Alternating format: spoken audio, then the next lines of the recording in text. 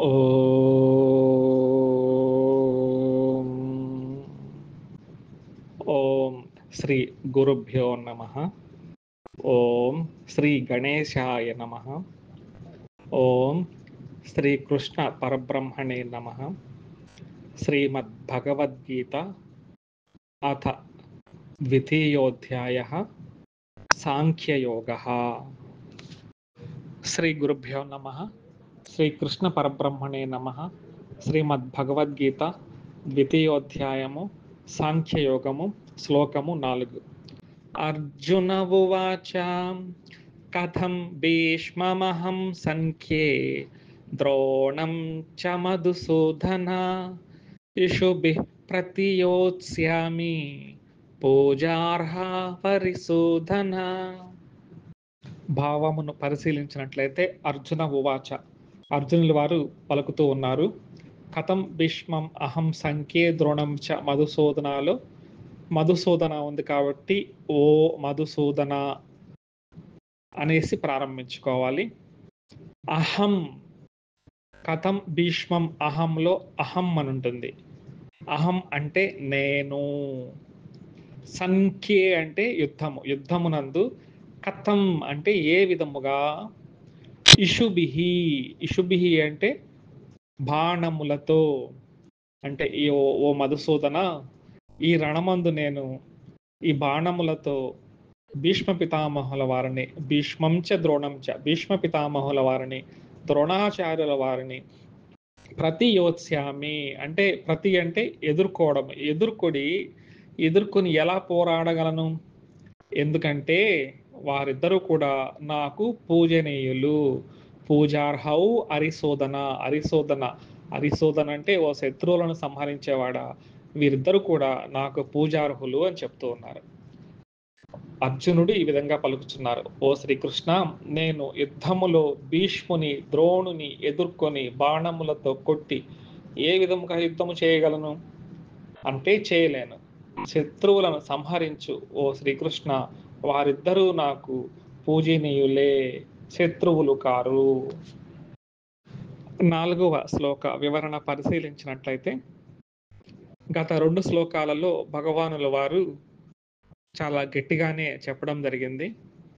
అంతవరకు తమోగుణంలో ఉన్న అర్జునుల వారు ఇప్పుడు కొంచెం రజోగుణంలోకి వచ్చి చెప్పడం ప్రారంభించారు.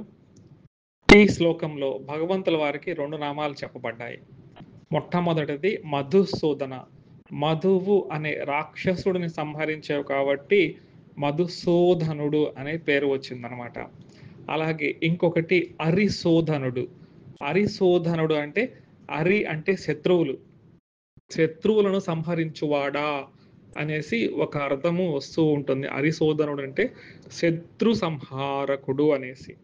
ఇంకొక అర్థం ఏంటంటే అరిశోధన అంటే అరి కామాది శోధయతీతి అంటే అరిషడ్ వర్గములు అంటారు. అంటే కామాది షట్ వర్గములు ఉంటాయి కదా, కామ క్రోధ లోభ మోహ మద మాత్సర్యములు, వీటి మతాన్ని అణిచేవాడు అంటే ఆ యొక్క కామాది రాగాలను పోగొట్టేవాడు కాబట్టి అరిశోధన అని కూడా చెప్తూ ఉంటారనమాట. అంటే భగవంతుడు మన హృదయంలో ఉన్నప్పుడు ఇవి కూడా పారిపోతాయి అనేసి అర్థం అనమాట.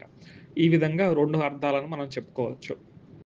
ఇందులో మరలా రజోగుణంలోకి వచ్చిన తర్వాత అహం అంటున్నాడు. ఇంతవరకు తమో గుణంలో ఉండి ఇప్పుడు కథం భీష్మం అహం అంటున్నాడు. ఈ అహం అనే అహంకారమే అన్ని అనర్థాలకు మూలం అనమాట. నేను చంపుతున్నాను కదా అనే రజోగుణ భావంలో ఉన్నారనమాట. ఇప్పుడు అర్జునుల వారు ఏమంటున్నారు, ఇప్పుడు ఓ మధుసూదన, నువ్వు రాక్షసులను చంపావు, శత్రుమూకలను చంపావు, కానీ ఇక్కడ పూజార్హౌ ఎవరు వీరు, భీష్మ పితామహుల వారు, ద్రోణాచార్యుల వారు, వీరిద్దరూ కూడా నాకు పూజార్హులు. రాక్షసులు కాదు, శత్రువులు కాదు, పూజార్హులు. నేను ఉదయం లేచినప్పటి నుంచి కూడా వీరి నామస్మరణ చేసి వీరి పాద పూజ చేసుకుంటేనే నా జన్మ ధన్యం అవుతుంది. అటువంటి వారిని ప్రతియోత్సాహమి, నువ్వేం చెప్తున్నావు అంటే ఎదుర్కొని పోరాడమని చెప్తున్నావు, వీరేమన్నా నాకు శత్రువులా లేకపోతే రాక్షసులా అని చెప్తూ ఉన్నారనమాట.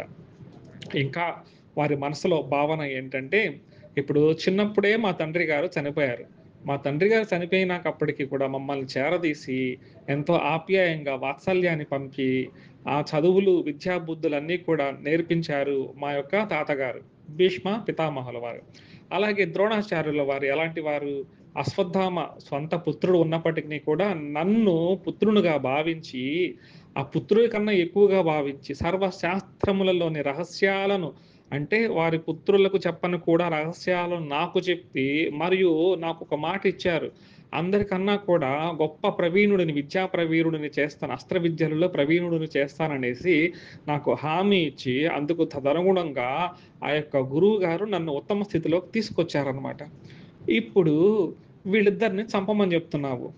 నువ్వేమో మీ గురువుగారి కోసము, మీ గురువుగారి పుత్రుడు చనిపోతే, మీ గురువుగారు గురుదక్షిణ ఇవ్వమంటే, ఆ యమధర్మరాజు గారితో యుద్ధం జేసి, ఆ గురుపుత్రుడిని తీసుకొచ్చి గురుదక్షిణ ఇచ్చావు. నువ్వేమో లోకము ప్రశంసించేటట్టుగా, ఆహా! శ్రీకృష్ణుల వారు గురువుకి ఎంత గొప్ప బహుమతి ఇచ్చారని ప్రశంసించేటట్టుగా చేసుకున్నావు. నన్ను ఏమంటున్నావు? గురుసూదనుడవి కవ్వు. అంటే గురుసూదనుడు కా అనేసి చెప్తూ ఉన్నావు. అంటే గురువుని సంహరించని చెప్తున్నావు. ఇదెక్కడ న్యాయము అనేసి చెప్తూ ఉన్నారు. నువ్వేమో గురుదక్షిణ ఇచ్చావు. నన్నేమో గురు సోదరుడు కమ్మంటున్నావు. అలాగే తాతగారు నాకు ప్రియమైన వారు. నువ్వు ప్రియ సోదరుడివి కమ్మని చెప్తున్నావు. ఇది ఎలా భావ్యము అనేసి అర్జునుల వారు రజోగుణములోకి వచ్చి అడుగుతూ ఉన్నారనమాట. అంటే 2 పదాలను ఎందుకు ప్రయోగించారంటే అరిసోదనుడు, మధుసూదనుడు. మధుసూదనుడు అంటే రాక్షసులను సంహరించావు. వీరు పూజార్హులు, రాక్షసులు కాదు. భీష్మ పితామహుల వారు, ద్రోణాచార్యుల వారు రాక్షసులు కాదు. అరిసోదన అంటే శత్రువులను సంహరించావు. వీళ్ళు శత్రువులు కాదు, ఇంకా పూజనీయులు. కాబట్టి ఇది ఏ విధంగా సరిపోతుంది అనేసి అర్జునుల వారు ఈ విధంగా రజోగుణంలోకి వచ్చి అంటే కృష్ణుల వారు చెర్నాకోలతో వీపు మీద గట్టిగా ఒక దెబ్బ వేసిన తర్వాత కొంచెం ఉలిక్కి పడినట్లేసి తమోగుణంలో నుంచి రజోగుణంలోకి వచ్చి ఈ శ్లోకం చెప్తూ ఉన్నారు. కథం భీష్మం అహం సంఖ్యే. ఈ యుద్ధంలో నేను వీళ్ళని ఎలా చంపగలను? అహం అనే ఒక అహంకారం వచ్చింది కాబట్టి ఇదే బంధము. ద్రోణం చ మధుసూదన ఇషుభిహి, బాణాలతో ప్రతి యోత్స్యామి. నేను ఎలా వీళ్ళని ఎదుర్కోగలను?